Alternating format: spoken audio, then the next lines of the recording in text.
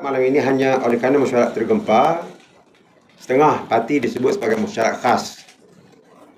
Ada dua agenda sahaja yang dibincangkan, iaitu yang pertama ialah berkenaan dengan keanggotaan Perikatan Nasional dan yang kedua ialah berkenaan dengan pilihan raya negeri Johor.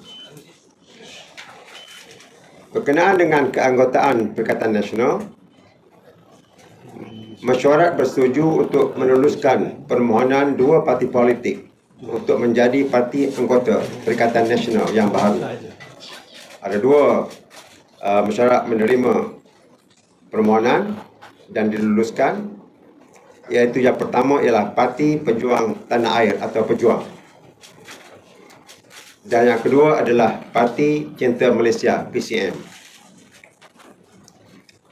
Agenda yang kedua adalah berkaitan dengan pilihan raya negeri Johor secara khususnya, dan ia juga berkait dengan perbincangan untuk pilihan raya Negeri Sembilan.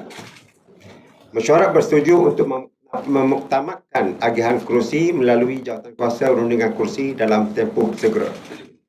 Jadi saya dimaklumkan bahawa telah mendapat persetujuan ahli-ahli mesyuarat yang dipilih untuk mewakili parti untuk rundingan kerusi ini akan bermesyuarat pada hari besok.